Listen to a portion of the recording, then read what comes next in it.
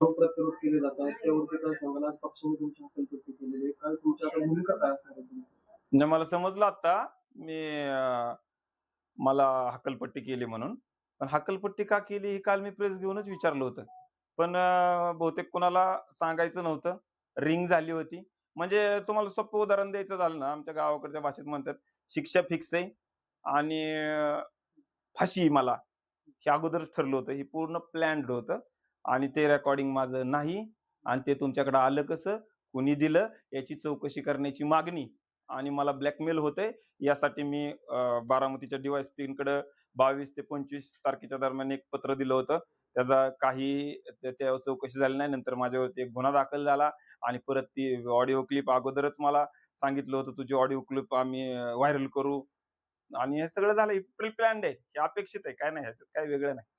तुम्ही एक माफी नाम्याचा व्हिडिओ देखील सोशल मीडियावर केलेला होता. त्या संदर्भात मग काय सांगाल? साहेब एखाद्या वेळेस सर-बिर जर झालं ना, आपण अडचणीत चाललोय म्हणलं ना, तर आपण कुठंही म्हणजे अ, जिकडे दिशा दिसेल ना, थोडक्यात विहिरीत पडल्यावरती आपण धडपडायला लागलो ना, तर इरुळ्याला सुद्धा आपण पकडतो त्याच्या शेपटाला, नाही का, जीव वाचवण्यासाठी फांदी हातात आली म्हणून. अशा प्रकारे सगळी रिंग करून मला ट्रॅप करून फसवलेलं आहे. ती क्लिप कुठून आली आणि ती क्लिप माझीच आहे का? आणि ती क्लिप कुणी वाजवाय दिली आणि का माझ्यावरती त्याचा आरोप लावला गेला याचा शोध होईपर्यंत ती क्लिप माझी नाही आणि मी त्याचा इन्कारच करतोय. 1 सेकंदाच्या क्लिपवर कसं समजणार? तुम्ही कसं ठरवलं हो? मीच आहे तो म्हणून? डायरेक्ट सांगितलं याला फाशी द्या आणि गुन्हा माझा मला अहो कोर्ट सुद्धा साहेब 2-4 सुनावण्या घेतं आणि मग फाशी देतं ना. इथं सुनावणीच झाली नाही माझी. आज जी पक्षाने भूमिका घेतली त्यावरती तुम्ही सुनेत्रा वहिनींची भेट घेऊन तुमची बाजू मांडणार आहात का? सुनेत्रा वहिनींना म्हणजे पत्रकार परिषद घेतली ना शहर अध्यक्ष, तालुका अध्यक्ष त्यांचा ज्यावेळेस निरोप आलता ना मला, त्यावेळेस मी म्हणलं होतं, आदरणीय वहिनी साहेबांच्या समोर माझी काय भूमिका मांडायची आहे, मी काय केलंय विचारायचंय, तुम्हाला कुणी काय ऐकवलंय ते मला सांगा. आणि ह्या सगळ्या गोष्टीसाठी मी त्यांची वेळ मागितली होती. त्यांनी मला म्हणजे या लोकांनी मला रिंग केल्यामुळे तिथपर्यंत पोहोचू दिलं नाही. मग तुम्ही संपर्क करण्याचा प्रयत्न केला का? सुनेत्रा वहिनींना हे संपूर्ण घडलेला संपूर्ण प्रकार त्यांच्यावर कानावरती घालावा असा प्रयत्न केला का तुम्ही? 100% केला. माझ्या परिचयात जसं-जसं कुणाला फोन करता येईल असे मी केले. पक्षाने जी कारवाई केली ती योग्य अयोग्य काय वाटतं तुम्हाला? अहो, सुनावणी न झाली निकाल दिला. ह्याला अयोग्य काय योग्य तुम्हीच ठरवा ना साहेब. मी जर सांगतोय, मला गुन्हा काय आहे मी विचारतोय प्रेस घेऊन. मी काल प्रेस घेऊन विचारली, मला फाशी घ्यायला लावताय ना, तर मी फाशी घेतो, पण माझा गुन्हा तर सांगा. प्रेस घेतल्यावर सुद्धा गुन्हा सांगायला कोणी आलं नाही. डायरेक्ट आज हकालपट्टी केली. होते तुम्ही दादांच्या अपघात स्थळावरती जाऊन त्या ठिकाणी भूमिका मांडणार होतात. काय नेमकी भूमिका होती? काय साहेब मी काल प्रेसमध्ये सांगितलं, मी फावं तर तुमचा राजीनामा देतो. मला वेळ द्या. मी उद्याच्याला अन्नत्याग म्हणजे 9 तारखेला अन्नत्याग करून तिथं आत्मक्लेश करणार आहे अपघाताच्या इथं. तर त्या आशयाचं पत्र आज सकाळी मी ग्रामीण पोलीस स्टेशनचे पी-आय यांना दिलं. तर त्यांनी मला स्पष्ट नकार दिला आणि मज्जाव केला. तुमच्या जीवितास धोका आहे. आता मला सीरियस मी जी 22 तारखेला म्हणलोय ना, की माझ्या जीवाला धोका आहे. पोलिसांना आत्ताशीच समजलं होते का आज माझ्या जीवाला धोका आहे. म्हणून त्यांनी सांगितलं तुम्हाला तिथं जाता येणार नाही. अन्याय चालू आहे. रिंग केलेली आहे. याचा निकाल फायनल आहे. त्यामुळं केसच चालली नाही साहेब. डायरेक्ट ड्राफ्ट म्हणजे हुकुमशाही आली. हुकुमशाही आली. डायरेक्ट आदेश. डायरेक्ट आदेश. या सर्व प्रकरणावर नेमकी इथून पुढची तुमची नेमकी भूमिका काय असणार आहे? ठोस भूमिका. माझं राजकारण संपवण्यासाठी हा प्री प्लॅन्ड प्लॅन आहे आणि माझं राजकारण संपू पाहणारी एक टोळी सक्रिय आहे. दादा असताना ती एक एकटी लढत होती. आत्ता त्यांनी टोळी केलेली एक माझ्या भोवती आणि रिंग केली आणि त्या रिंगेतून मला बाहेर निघून द्यायचं नाही. का तर माझं राजकारण संपवावं. बिनविरोध नगरसेवक मी 21 नोव्हेंबर 2025 ला झालो ना, त्या दिवशीपासून आजपर्यंत माझ्यावरती इतके अनेक भयानक प्रसंग आले, माझ्या कुटुंबावरती आले आणि वेगवेगळी बदनामी करत सुटल्यात हो. यांना कुणी सांगितलं? कशाची पुष्टी? वाटेल ती जीभ येतात, बोलतात, कमरेच्या खाली शिव्या देतात. अतिशय घाणेरड्या आणि मी काल प्रेसमध्ये सगळ्या कमेंट्स दाखवल्या. याच्या पाठीमागं कोण आहे? की माझा फोन ट्रॅप कुणी केला आणि त्यातलं रेकॉर्डिंग बाहेर कसे गेले याचा तपास घेणार का मलाच गुंतवणार? मी राजीनामा दिला की संपला का तुमचा विषय?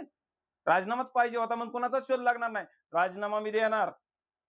हे बाहेर आलं कसं? माझं मत मांडायला मला व्यासपीठ आहे का? जर मला व्यासपीठ नसेल, तर मी 18 वर्ष संघर्ष केलाय. मी स्वतःचं व्यासपीठ स्वतः निर्माण केलंय. मी राष्ट्रीय समाज पक्षाच्या मुशीत वाढलेला कार्यकर्ता आहे. 2018ला मला अजितदादांनी, मी 16च्या नगरपालिकेला 23 मतांनी पडल्यानंतर मला दादांनी जबाबदारीने पक्षात घेतलं, राज्याचं उपाध्यक्ष केलं. मी महाराष्ट्रभर वेगवेगळी आंदोलनं केली आणि त्याचं फलित म्हणून मला आत्ता पहिल्यांदा काही मिळलं असेल. या मलिदा गँगवाल्यांना आज ठासून सांगतो, कोणाच्या 1 रुपयात मिंदा नाही. तुम्ही खाल्ला असेल म्हणजे काय झालं, चोर तो चोर न वर शिरजोर. मलिदा गँगवाली टोळीच मला मलिदा गँग म्हणती. अरे तेवढं जर नशिबात असतं ना माझ्या मलिदा गँग, तर मग मी काय केलं असतं ते बघा. मी मलिदा गँग मधला नाही. मलिदा गँगवाल्यांनी अजून म्हणजे ते हात पुसायचे राहिलेत त्यांचे खाल्लेले, आणि त्या खरकाट्या हातानेच त्यांनी माझा गेम केला. सकाळी देखील अनेक नगरसेविकांनी हम्म. ओएसडीकडे सह्यांचं निवेदन दिलेलं आहे. की नगरसेवक पदावरून तुम्हाला ते माझे सहकारी मित्र जे आहेत काही, ते मला आडून आडून गोळ्या मारत होते काल. वेगवेगळ्या फेक अकाउंटवरून माझा राजीनामा मागत होते आणि टेम्पो तयार करत होते. आज फक्त उघडपणे गेले. अहो ते बी गेले नसते. त्यांना माहिती आहे किशोर कसा आहे. किशोरचा संघर्ष त्यांनी बघितलाय, किशोरची चळवळ बघितली. त्यांना प्रेशर करून बोलावण्यात आलं, एका जागेवरती सह्या घेतल्या आणि ते ठीक आहे घेतल्या सह्या. मी म्हणतोय की हे राजीनाम्यासाठीच चाललंय ना. त्यांच्यावर देखील दबाव आहे असं तुमचं. अहो माणसाची इतकी कुचंबना, ती नगरपालिकेतला आमचा ग्रुप आहे साहेब, त्याच्यावरती नगरसेवक झालो ना आम्ही. आजपर्यंत एक मिटिंग नाही. मिटिंग घ्या म्हणून लोकांना त्या ग्रुपवरती म्हणावं लागतंय, शिवसाहेब मिटिंग घ्या की, नगराध्यक्ष साहेब मिटिंग घ्या की. अजून मिटिंग नाही हो साहेब. त्यामुळे ऐका, सगळेच अस्वस्थ आहे, सिस्टीम अस्वस्थ आहे. मी सांगतो, एक बदनाम गलीचा मला फक्त आता प्रमुख केलाय. त्या बदनाम गलीत एकटा राहायला पाठवले ना, एक एक करून अख्खं शहर त्या बदनाम गलीत येईल आणि एका दिवशी त्या शहराचा नगराध्यक्ष मी होईल. किशोर मासाळ बिनविरोध नगरसेवक त्या ठिकाणी झाले. किशोर मासाळांना असं टार्गेट करून नेमकं या मागे कोण आहे? किशोर मासाळांना काय वाटतं की नेमकं तुम्हाला त्याच्या मागचं काय? मी काल प्रेसमध्येच सांगितलं, याच्या मागे कोण आहे, काय कसं आहे, हे सगळं विथ प्रूफ मी आपल्याला देणार आहे. आता रोजच आपली भेट होणार आहे. आज फक्त तुम्ही त्या हकालपट्टी बाबत आलाय. ह्या हकालपट्टी अपेक्षितच होती. अपेक्षित होती ना. अहो काय गुन्हा, तुम्ही सांगा बरं, कोणाची ऑडिओ क्लिप ती सांगा. कसं ठरवाल तुम्ही ऑडिओ क्लिप? काय असते माहितीये का, जर निकाल फिक्स असेल का नाही, तिथं वकील देऊन काम होत नसतं. वकिलाचा ना कोणाचा घास, मला फाशीची सजा.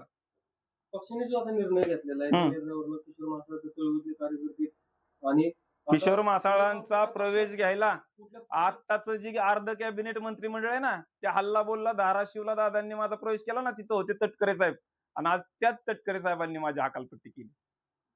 पुढे जाऊन काय भूमिका असणार आहे? कुठल्या पक्षात माझं राजकारण संपवायसाठी चाललेला गेम आहे. माझं राजकारण संपणार नाही. मी राजकीय भूमिका घेणार आणि ठासून घेणार. मी कोण्या घडवलेला किंवा कोणाच्या आशीर्वादानं घडलेला कार्यकर्ता नाही. मी चळवळीच्या मुशीतनं तयार झालोय, संघर्ष केलाय. गेल्या निवडणुकीला मी 23 मतांनी पडलोय. आता मी बिनविरोध झालोय. माझी लोक माझ्यावर प्रेम करतात. माझ्या लोकांच्या सह्या ना, 6500 लोकांच्या सह्या ना, घ्या राजीनामा. लोक माझे 20 लिटर दूध आज माझ्या घरचं गेले. काल 20 लिटर दूध चहा पाण्याला गेले. राजीनामा द्यायची गरज नाही म्हणले, तुम्हाला ट्रॅप केलं जातंय, तुम्हाला अडकवलं जातंय. ती लोक धडाधडा, आता तुम्ही माझ्या प्रभागात जाऊन विचारा, ट्रॅप कुणी केलाय म्हणा. धडाधडा नावं घेतात माणसं. हाय हाय हाय. हे सगळं जे काही षडयंत्र तुमच्या विरोधात चाललंय, हा. ते तुम्ही कधी पुढे आणणार आहे नेमकं?